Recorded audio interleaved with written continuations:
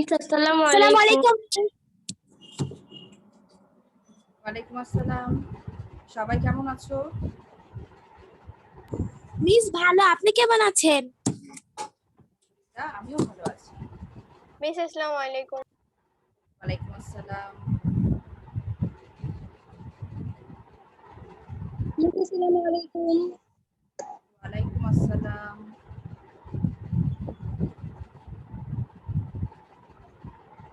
আসসালামু আলাইকুম। ওয়ালাইকুম আসসালাম। মেয়েরা, আমরা বলো তো গত ক্লাসে কি পড়েছিলাম? মিস দুইটা কবিতা পড়েছিলাম। কি কি কবিতা পড়েছিলাম? নতুন দেশ আর হচ্ছে আমার বাড়ি। নতুন দেশ আর আমার বাড়ি। ঠিক, নতুন দেশ আর আমার বাড়ি। আমার বাড়ি।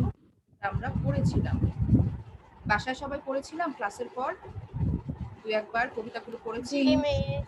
কবি পরিচিতি, পাঠ পরিচিতি, শব্দার্থ এগুলো পড়েছিলাম। জি মিস। জি মিস। ঠিক আছে, তো আজকে আমরা শুরুতে একটা দরকারি কথা বলে নেই, সেটা হলো অ্যাটেন্ডেন্সের কথা। তোমরা যারা এখন জয়েন করেছো সবাই চ্যাট বক্সে এসে অ্যাটেন্ডেন্সটা দিয়ে দাও। ঠিক আছে? কিভাবে দিতে হবে আবার বলে দিচ্ছি। আমরা পুরো নাম লিখবো। যারা আমাদের স্কুলে আগের বছর পড়েছো তারা গত বছরের রোল নাম্বারটা লিখবে, আর যারা নতুন ভর্তি হয়েছো তারা তাদের পুরো নামের পাশে নিউ কথাটা লিখবে। ঠিক আছে? সবাই অ্যাটেন্ডেন্সটা ঝটপট দিয়ে ফেলো। আমরা আমাদের আজকের ক্লাস শুরু করি। আজকে আমরা আরেকটি নতুন কবিতা পড়ব। ঠিক আছে? কবিতাটি কোনটি সেটা, আচ্ছা এইভাবে তো দেখা যাবে না।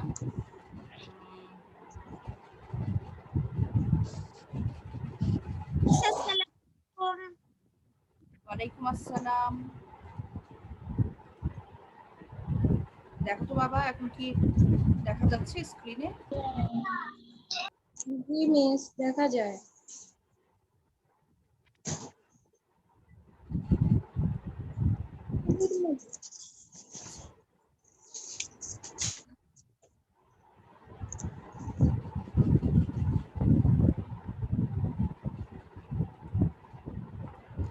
আজকে আমরা যে কবিতাটি পড়ব সে কবিতাটির নাম কুলি মজুর। কে লিখেছেন কবিতাটি সবাই দেখে বলো তো। আসসালামু আলাইকুম। ওয়ালাইকুম আসসালাম। ওয়ালাইকুম আসসালাম। কাজী নজরুল ইসলাম। কাজী নজরুল ইসলাম আমাদের। আসসালামু আলাইকুম। ওয়ালাইকুম আসসালাম। কাজী নজরুল ইসলামকে আমরা কি কবি হিসেবে চিনি বলো তো? বিদ্রোহী কবি হিসেবে জাতীয় চিনি। কবি। এবং তিনি আমাদের জাতীয় কবি। তো কাজী নজরুল ইসলামকে বিদ্রোহী কবি কেন বলা হয়? বলা হয় এই কারণে যে যেখানেই কবি নজরুল, ওয়ালাইকুম আসসালাম, যেখানেই কবি নজরুল অন্যায় দেখেছেন, অত্যাচার দেখেছেন, নিপীড়ন দেখেছেন, সেখানেই কবি নজরুল বিদ্রোহ করেছেন। সকল অন্যায়ের বিরুদ্ধে কবি নজরুল কবিতা লিখেছেন, বিদ্রোহ প্রকাশ করেছেন। এই কারণে কাজী নজরুল ইসলামকে আমরা বিদ্রোহী কবি হিসেবে সকলেই চিনি। এখন আমরা আগে কাজী নজরুলের কবি পরিচিতিটা। প্রবলেম আছে। আমার কথা শুনতে পাচ্ছি না, কি বলছো? ম্যাম আমি বলছি বেঁধে বেঁধে আসছে। আচ্ছা, তোমাদের নেটওয়ার্কের সমস্যা থাকতে পারে, ইন্টারনেটে ঠিক হয়ে যাবে। ম্যাম আমার নেটওয়ার্কে একটু প্রবলেম আছে, তো আমি যদি বের হয়ে যাই আমার অ্যাটেন্ডেন্সটা একটু নিয়ে রাখেন। আবার জয়েন করো, তোমার অ্যাটেন্ডেন্স নিয়ে রাখছি। ঠিক আছে, তুমি আবার ক্লাসে জয়েন করো।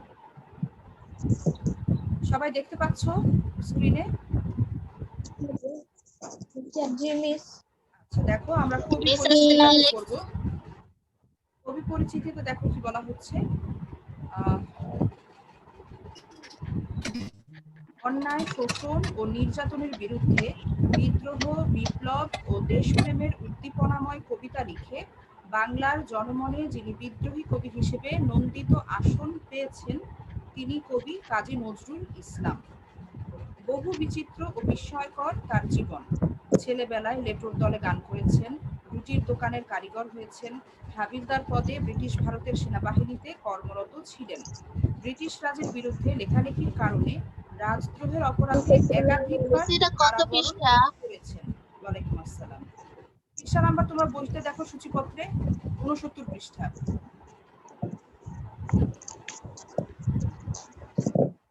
তিনি পত্রিকাও সম্পাদনা করেছেন। কবিতা, গল্প, উপন্যাস, নাটক, প্রবন্ধ, সঙ্গীত প্রভৃতি ক্ষেত্রে তিনি উল্লেখযোগ্য অবদান রেখেছেন।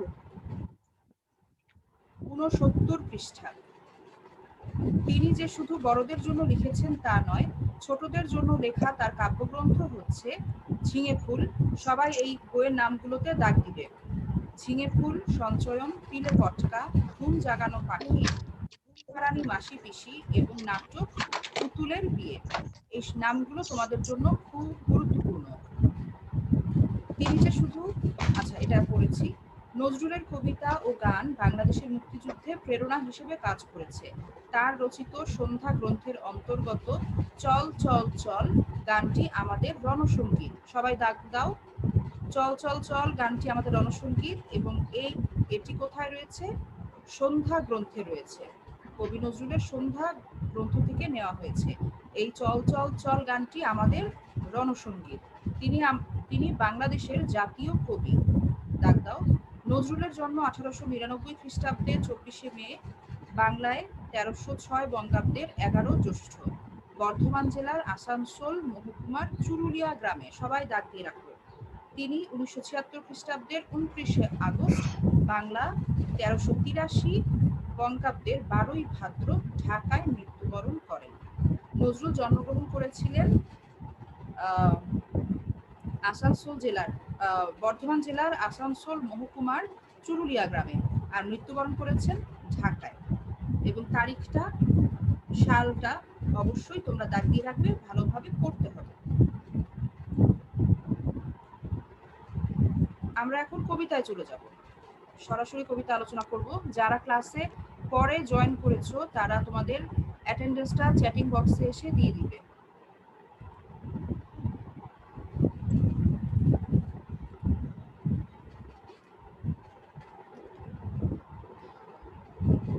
আমরা এখন কবিতাটা পড়ি।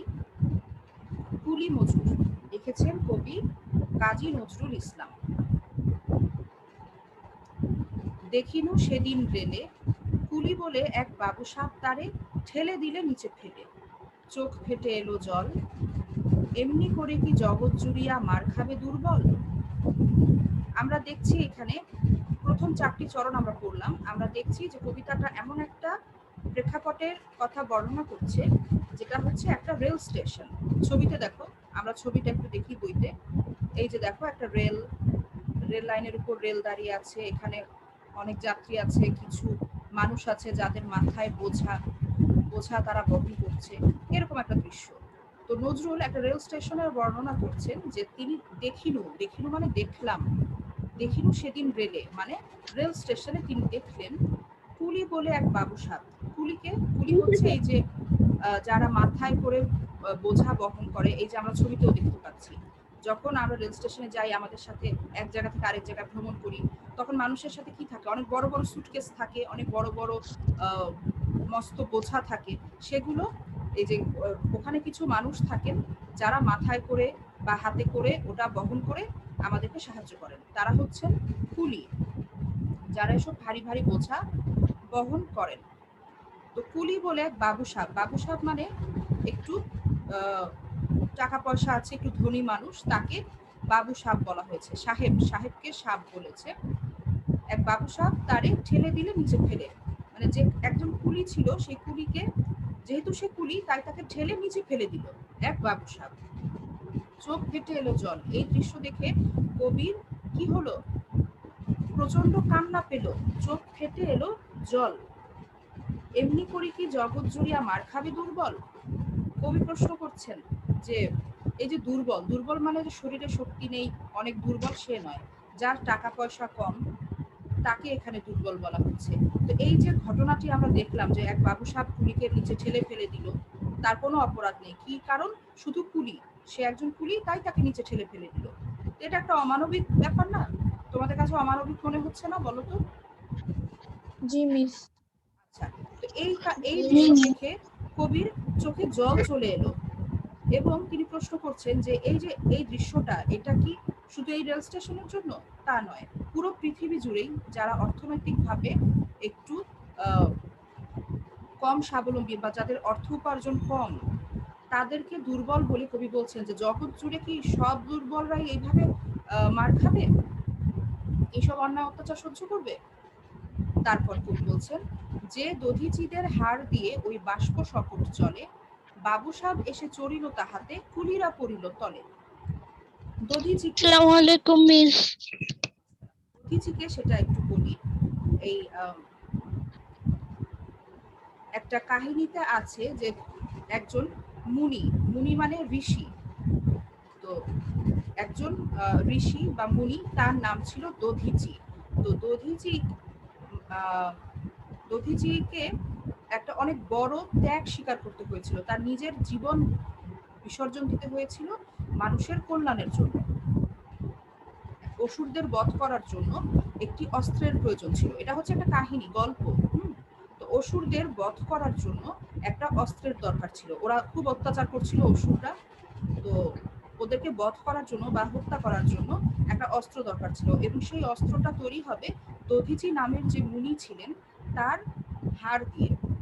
তার হাড় দিয়ে ওই অস্ত্রটা তৈরি করতে হবে।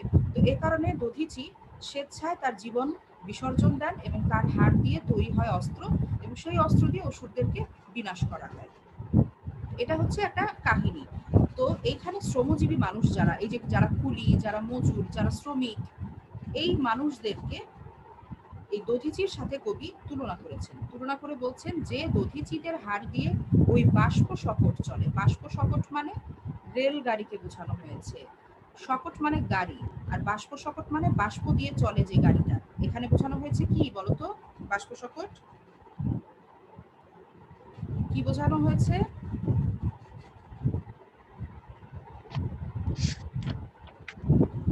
তোমরা বোঝোনি? বাষ্প শকট, শকট মানে রেলগাড়ি। তো কবি বলছেন যে দধিচিদের হাড় দিয়ে ওই বাষ্প শকট চলে, অর্থাৎ যে শ্রমজীবী মানুষদের আত্মত্যাগের বিনিময়ে বা পরিশ্রমের বিনিময়ে এই রেলগাড়ি চলছে। অর্থাৎ এই ধরনের যে যত সভ্যতা, যত আবিষ্কার, যে রেলগাড়ি বলো, তারপর কলকারখানা বলো, এই এই যে আমরা বড় বড় বিল্ডিং এ বসবাস করি, এসব তৈরি করা সমস্ত কিছুই কাদের অবদান? এসব শ্রমজীবী মানুষদের অবদান। বাবু সাহেব এসে চড়িল তাহাতে, কুলিরা পড়িল তলে। এই যে রেলগাড়ি চলছে শ্রমজীবী মানুষদের পরিশ্রমে, বাবু সাহেব যারা টাকা পয়সাওয়ালা, তারা এসে সেই রেলগাড়িতে চড়লো, আর কুলিরা পড়ে গেল তলে। কুলিদেরকে এই যে একজন বাবু সাহেব নিচে ঠেলে ফেলে দিল, ওই রকম বাবু সাহেব এসে এখানে চড়ে গেল রেলগাড়িতে, কিন্তু কুলিরা তলে অর্থাৎ নিচে পড়ে রইল। বেতন দিয়াছ? চুপ রও যত মিথ্যাবাদীর দল, কত পাই দিয়ে কুলিদের তুই কত ক্রোড় পেলি বল। কবি ওদেরকে প্রশ্ন করছেন, বেতন দিয়েছো? তারপর কবি নিজেই বলছেন চুপ রও মানে চুপ করো বা চুপ থাকো, তোমরা সব মিথ্যাবাদীর দল।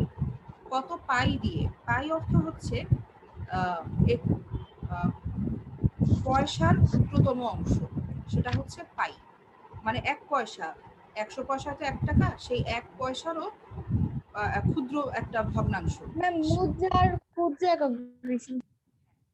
সেই মুদ্রার ক্ষুদ্র অংশ হচ্ছে পাই, মানে কত সামান্য টাকা। সেই কত সামান্য টাকা দিয়ে কুলিদেরকে তুই কত ক্রোড় পেলি বল। ক্রোড় মানে কোটি।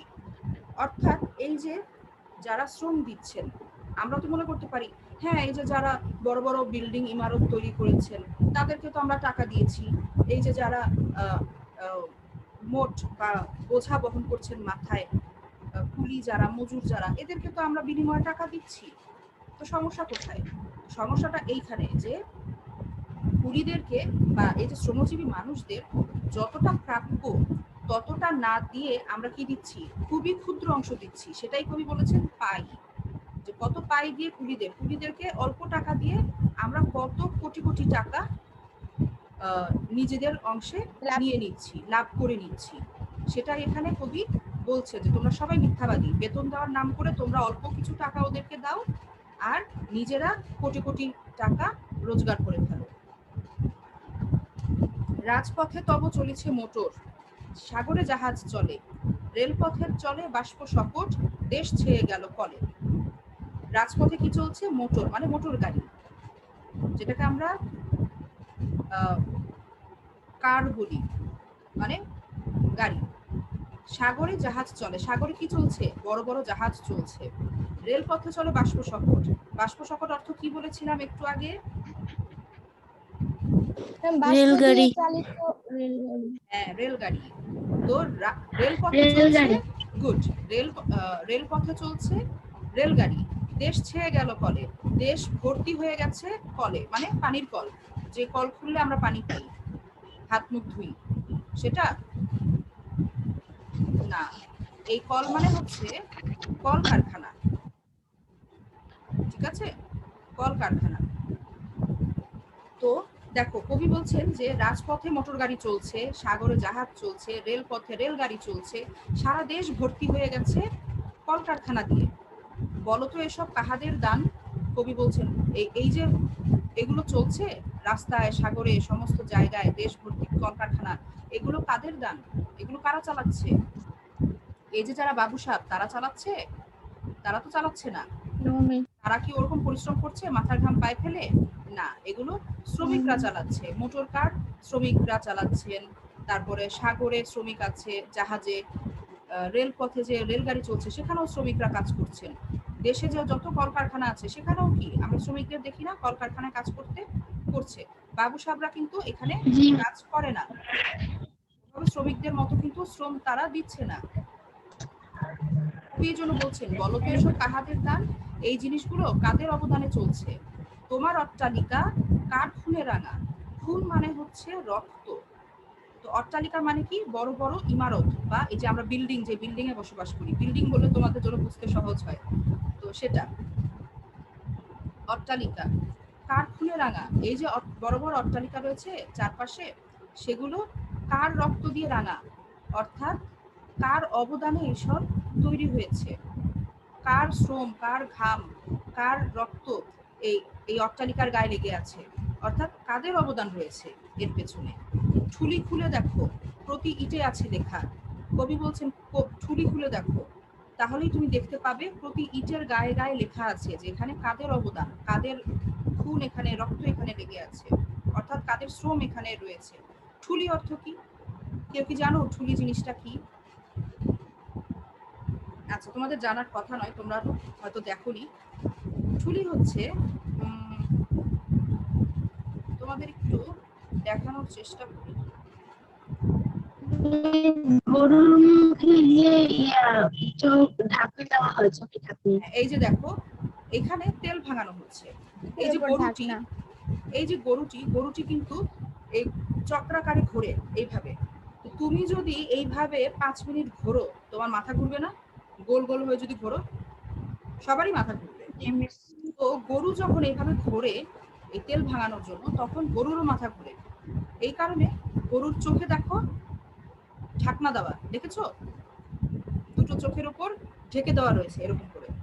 এই কারণে গরু চোখে দেখতে পায় না। যখন ঘোরে এইভাবে, তখন গরু চোখে কিছু দেখতে পায় না, এই জন্য তার মাথাটাও ওভাবে ঘোরে না, গরুটা কষ্ট পায় না। তো এই যে ঠুলি, এই জিনিসটাকে বলে ঠুলি। গরুর চোখের উপর যেটা দেয়া রয়েছে সেটাকে বলে ঠুলি। তো ঠুলি থাকলে গরু চোখে দেখতে পায় না। এখন কবি বলছেন যে মানুষের চোখেও ঠুলি পড়া আছে, মানে মানুষও এগুলো দেখে না। শ্রমিকদের যে অবদান, এই যে কষ্ট, এই যে ত্যাগ, এগুলো মানুষ দেখে না, মানুষও চোখে গরুর মতো ঠুলি পড়ে আছে। অর্থাৎ কবি বলছেন যে তোমরা দেখো, তোমরা সচেতন হও, এটাই বোঝাতে চেয়েছেন। ঠুলি খুলে দেখো, প্রতি ইটে আছে লেখা। তুমি জানো না কো, কিন্তু পথের প্রতি ধূলিকণা জানে, ওই পথ, ওই জাহাজ, শকট, অট্টালিকার মানে। ওয়ালাইকুম আসসালাম। কবি বলছেন তুমি জানো না, মানে এই যে যারা টাকা পয়সাওয়ালা, যারা বাবু সাহেব, তারা জানে না, কিন্তু পথের প্রতিটা ধূলিকণা জানে যে এই পথ কারা তৈরি করেছেন। এই যে রাজপথ, এই রাজপথ, এই যে আমরা যে রাস্তা দিয়ে স্কুলে আসি, কত বড় বড় রাস্তা, সেই রাস্তা কি আমরা কেউ বানিয়েছি? সব শ্রমিকরা বানিয়েছেন। তো পথের প্রতিটা ধূলিকণা জানে যে এখানে কাদের অবদান আছে, এই পথ কে তৈরি করেছে, এই জাহাজ কে বানিয়েছে, এই জাহাজ কারা ওখানে শ্রম দিচ্ছে, কারা চালাচ্ছে, এই শকট, এই গাড়ি, এই অট্টালিকা, এগুলোর পেছনে কাদের অবদান, এটা পথের প্রতিটা ধূলিকণা জানে, কিন্তু তুমি জানো না। যারা ক্লাসে পরে জয়েন করেছো তাদেরকে বলছি চ্যাট বক্স খোলা আছে, সেখানে গিয়ে অ্যাটেন্ডেন্সটা দিয়ে ফেলো। দেখো কবি এরপর বলছেন, আসিতেছে শুভ দিন, দিনে দিনে বহু বাড়ি আছে দেনা, শুধিতে হইবে ঋণ। কবি বলছেন যে শুভ দিন আসছে সামনে। শুভ দিন কি? যে এই যে মানুষকে মানুষ অত্যাচার করে, যারা টাকা পয়সা অনেক আছে, যারা ধনী, যাদেরকে বাবু সাহেব বলা হচ্ছে এই কবিতায়, তো তারাও যেমন মানুষ, আবার যারা শ্রমিক, যারা শ্রমজীবী, যারা পরিশ্রম করে এই সভ্যতা নির্মাণ করেছেন, আমাদের প্রতিদিনের জীবনযাপনকে সহজ করছেন, তারাও মানুষ। সবাই মানুষ, কিন্তু কারো টাকা আছে, কারো টাকা নেই। এটার কারণে কিছু মানুষকে, টাকা না থাকার কারণে কিছু মানুষকে এই যে বঞ্চনার শিকার হতে হচ্ছে, তাদেরকে আমরা দূরে ঠেলে দিচ্ছি, তাদেরকে আমরা তাদের ন্যায্য পাওনা দিচ্ছি না, এটা তো একটা বড় ধরনের অন্যায়। এই অন্যায় আর থাকবে না। সমাজে যত মানুষ আছেন সবাই সমান অধিকার ভোগ করবেন, সবাই সমান মর্যাদা পাবেন, যারা শ্রম দিচ্ছেন তারা তাদের শ্রমের মূল্য পাবেন। এই রকম একটা দিন সামনে আসছে, সেটাকেই কবি বলেছেন শুভ দিন। এই শুভ দিন আসছে সামনে। দিনে দিনে বহু বাড়ি আছে দেনা, শুধিতে হইবে ঋণ। এই যে মানুষদেরকে ঠকানো হয়েছে, প্রাপ্য সম্মান, প্রাপ্য মর্যাদা, প্রাপ্য মজুরি কিছুই দেওয়া হয়নি, ঠকানো হয়েছে। এতে করে কবি বলছেন যে এই যে যারা ধনী মানুষ তাদের অনেক দেনা হয়েছে, বহু দেনা বেড়েছে তাদের, দিনে দিনে বহু বাড়ি আছে দেনা। এই মানুষগুলোর, এই শ্রমিকদের কাছে এই ধনী মানুষদের অনেক দেনা হয়েছে। এখন আমাদের এই দেনা শোধ করতে হবে, অর্থাৎ ঋণ শোধ করতে হবে। আমরা যে তাদের প্রাপ্য টাকা দেইনি, এই প্রাপ্যটা আমাদের যারা ধনী মানুষরা আছেন তাদেরকে শোধ করতে হবে। বুঝেছো এই দুইটা লাইন, এই দুটো চরণ বুঝতে পেরেছো সবাই? হাতুড়ি শাবল গাইতি চালায়, ভাঙিল যারা পাহাড়, পাহাড় কাটাসে পথের দুপাশে, পড়িয়া যাদের হার। দেখো এখানে এই যে হাতুড়ি শাবল গাইতি, এগুলো হচ্ছে বিভিন্ন যন্ত্রপাতি যেগুলো দিয়ে মাটি কাটা হয়, পাহাড় কাটা হয়। হ্যাঁ, এগুলো দিয়ে যারা পাহাড় কাটলো, সেই পাহাড় কেটে যারা রাস্তা তৈরি করলো, সেই রাস্তার দুপাশে এই শ্রমিকদের হার পড়ে আছে। অর্থাৎ এই যে সভ্যতা, এই যে এখন আমরা যে শহরে বাস করছি, আমাদের দেশটার কথাই চিন্তা করো। আমাদের এই বাংলাদেশটা কি একদম শুরু থেকেই এরকম ছিল? বড় বড় বিল্ডিং, এত মার্কেট, এত দোকানপাট প্রথম দিন থেকেই কি এরকম ছিল? ছিল না। প্রথমে কিন্তু এখানে অনেক গাছপালা ছিল, পতিত জমি ছিল। আস্তে আস্তে মানুষ এখানে কি করেছে? বসতি স্থাপন করেছে, এরকম বিল্ডিং বানিয়েছে, হাট বাজার তৈরি হয়েছে, স্কুল কলেজ তৈরি হয়েছে, বড় বড় মার্কেট তৈরি হয়েছে। তো এগুলো, তারপরে এই যে রাস্তায় আমরা যে যাই, পাহাড় কেটে, অনেক জায়গায় আছে যে পাহাড় কেটে রাস্তা তৈরি করতে হয়েছে। রাস্তা তো শুরু থেকে এরকম তৈরি করা ছিল না প্রাকৃতিক ভাবে, মানুষকে পাহাড় কেটে কেটে সেখানে রাস্তা তৈরি করতে হয়েছে। অর্থাৎ সভ্যতা সৃষ্টির শুরুতে সভ্যতা ছিল না, তখন প্রাকৃতিক ভাবে যা ছিল আমাদের পৃথিবী, সেখান থেকে আজকে যা তৈরি হয়েছে পৃথিবী, সেখানে মানুষের, শ্রমজীবী মানুষের অনেক অবদান। তারা তাদের শ্রম দিয়ে, পরিশ্রম দিয়ে এই জিনিসগুলো নির্মাণ করেছেন এবং তাদের জীবন চলে গেছে এই সব সভ্যতা নির্মাণের পেছনে। তারা কিছুই পায়নি, তাদের প্রাপ্যটা সেভাবে বুঝে পায়নি। তো সেটাই কবি এখানে বোঝাচ্ছেন যে যারা পাহাড় ভেঙেছে, পাহাড় কেটে রাস্তা তৈরি করেছে, তারা তাদের জীবনটাই এইসব কাজে ব্যয় করে ফেলেছে। সেই পথের দুপাশে সেই শ্রমিকদের হার পড়ে আছে, অর্থাৎ তাদের জীবনটাই শেষ হয়ে গেছে। ঠিক আছে, এই সভ্যতা তৈরি করতে গিয়ে। তোমারে সেবিতে হইল যাহারা মজুর মুটে ও কুলি, তোমারে বহিতে যারা পবিত্র অঙ্গে লাগালো ধুলি। সেবিতে মানে সেবা করতে, তোমাকে সেবা করতে যারা মজুর হয়েছে, মুটে হয়েছে, কুলি হয়েছে, মানে এই যে মানুষেরা, শ্রমজীবী মানুষেরা, মজুর, মুটে, কুলি, এরা তো আমাদের সেবা করছেন। এরা যদি না থাকতেন তাহলে আমাদের নিজেদের মাথায় বড় বড় সুটকেস নিয়ে যেতে হতো। তারপর ধরো এই যে রাস্তা দিয়ে আমরা স্কুলে যাই, এই রাস্তা আমাদের নিজেদেরকে বানাতে হতো রাস্তায় নেমে। আমরা তো এখন খুব মজা করে গাড়িতে চেপে স্কুলে চলে আসছি, রিক্সায় চেপে স্কুলে চলে আসছি, এই রাস্তাটা আমরা তৈরি পেয়েছি। কিন্তু এই যে মানুষেরা যারা শ্রম দিয়েছেন, তারা তো আমাদের সেবা করেছেন। তোমাদের মনে হয় না যে তারা আমাদের সেবা করেছেন? মনে হয়? জি মিস, মনে হয়। আচ্ছা, তো এই যে আমার যারা টাকা পয়সা ওয়ালা মানুষ, তাদেরকে সেবা করতে যারা মজুর হয়েছে, মুটে হয়েছে, কুলি হয়েছে, অর্থাৎ শ্রমজীবী মানুষ হয়েছে, তোমারে বহিতে মানে তোমাকে বহন করতে যারা পবিত্র অঙ্কে লাগালো ধুলি, তাদের পবিত্র শরীরে তারা ধুলো লাগিয়েছে, ময়লা লাগিয়েছে, তারাই মানুষ। কবি বলছেন এই যে শ্রমিক মানুষেরা, তারাই আসলে মানুষ। যদি কাউকে মানুষের মতো মানুষ বলতে হয়, তাহলে বলতে হবে এই শ্রমজীবী মানুষেরাই আসলে মানুষ, প্রকৃত মানুষ। তারাই দেবতা। তারাই দেবতা বলে কবি এখানে এই শ্রমজীবী মানুষকে একটা উঁচু স্থানে বসিয়েছেন। দেবতাদের যেমন মানুষ ভক্তি শ্রদ্ধা করে, সেই রকম তারা ভক্তি শ্রদ্ধা পাওয়ার যোগ্য। এই যে শ্রমজীবী মানুষরা, তারা ভক্তি শ্রদ্ধা পাওয়ার যোগ্য, এজন্য কবি বলেছেন তারাই দেবতা। গাহি তাহাদেরই গান, কবি তাদেরই গান করেন, অর্থাৎ কবিতায় কবি তাদেরই কথা বলেন। তাদেরই ব্যথিত বক্ষে পা ফেলে আসে নব উত্থান।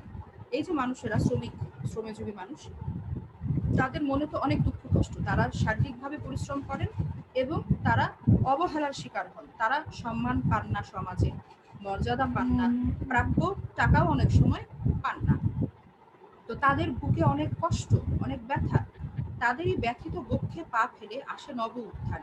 এই যে সভ্যতা তৈরি হয়, মানুষের উন্নতি হয়, এই সমস্ত উন্নতি তাদেরই ওই বুক ভরা কষ্ট, সেই কষ্টের মানে সেই কষ্ট ভরা বুকের উপর পা ফেলেই এই সভ্যতাগুলো আসে, এই নব উত্থান, এই যে উন্নতিগুলো, নতুন নতুন যে সভ্যতা, নতুন নতুন যে উন্নয়ন, সেই উন্নয়নগুলো তাদেরই ব্যথিত বক্ষে পা ফেলার মাধ্যমে আসে।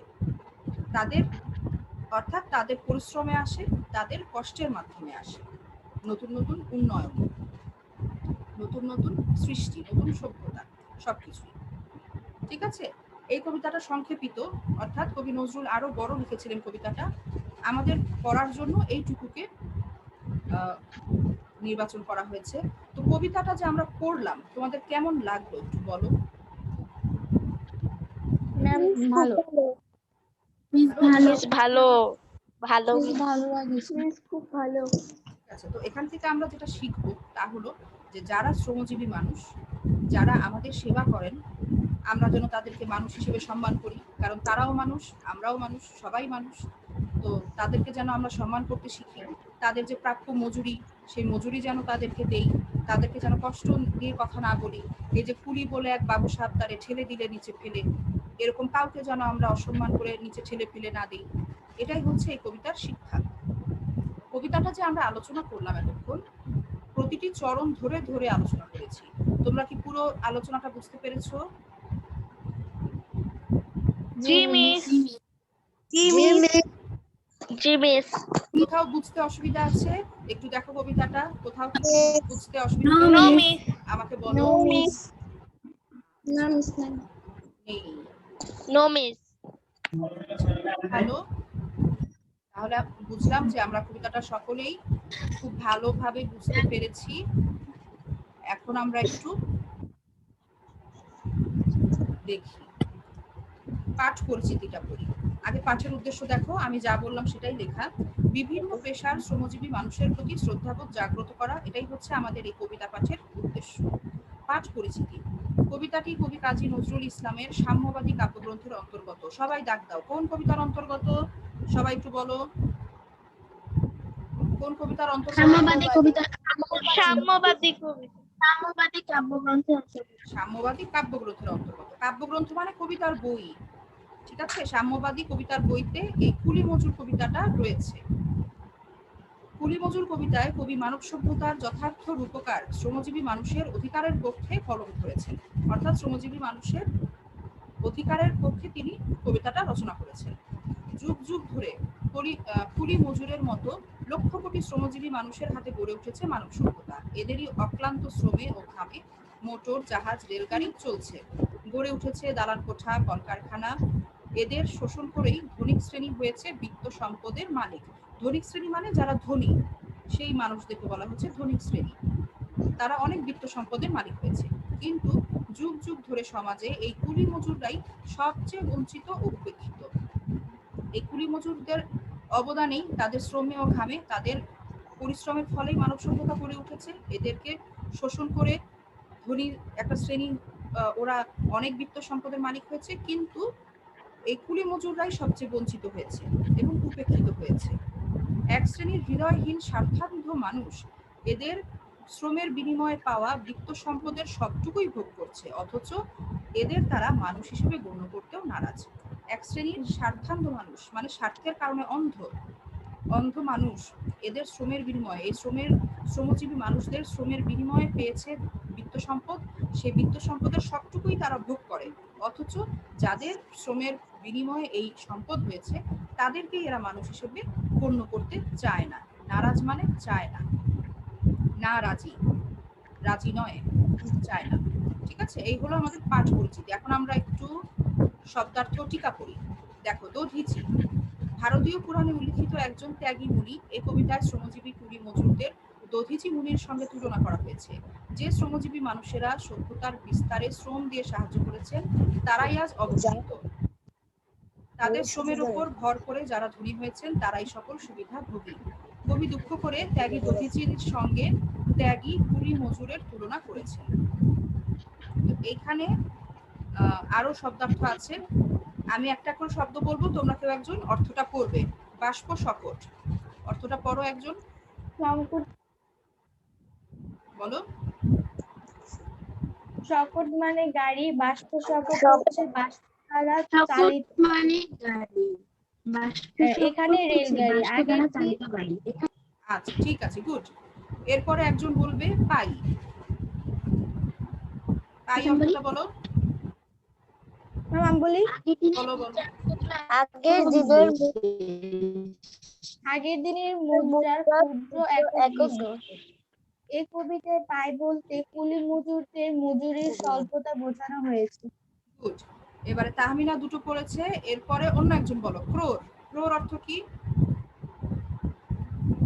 কোটি। কোটি, গুড। কোটি। আচ্ছা, হ্যাঁ, যে পড়তে চাচ্ছ সে বলো। ঠুলি, ঠুলি অর্থ কি? চোখের উপরে ঢাকনি। গরুকে যখন ঘানিতে জোড়া হতো তখন তার চোখের ঢাকনি পাড়ানো হতো, পরানো, ওই ঢাকনি ঠুলি। হ্যাঁ, ওই ঢাকনির নাম ঠুলি। ঠুলি খুলে মানে সচেতন, মানে সচেতন হয়ে। গুড। এরপর আরেকজন বলো। অট্টালিকা। মিস আমি বলি। হ্যাঁ, বলো। অট্টালিকা অন্য সুউচ্চ দালান বা ইমারত। Good. এরপরে দিনে দিনে বহু বাড়ি আছে দেনা, এটা একজন বলো। মিস আমি বলি। অতীত কাল থেকে মানব সভ্যতা শ্রমজীবী মানুষদের অবদানে অগ্রসর হয়েছে, কিন্তু প্রতিদানে তারা পেয়েছেন অল্পই। হ্যাঁ, ঠিক আছে, শ্রমজীবী নয়, উচ্চারণ হচ্ছে শ্রমজীবী। ঠিক আছে, আচ্ছা, যে পড়তে চাচ্ছে আবার আরেকজন পড়ো। শাবল। মিস আমি। হ্যাঁ, বলো। শাবল লোহার তৈরি মাটি খোঁড়ার হাতিয়ার। আচ্ছা, একজন বারবার পড়তে চাচ্ছ কিন্তু সুযোগ পাচ্ছ না, সে এবার বলবে। গাইতি, এটা পড়ো। গাইতি পাথর, ইট প্রভৃতি দ্বারা নির্মিত কঠিন স্থান খোঁড়ার জন্য লাঙলের আঙুলের আকারের দুমুখ কুড়াল। হ্যাঁ, গুড। এরপর একজন বলো। বক্ষে। মিস আমি বলি। বলো।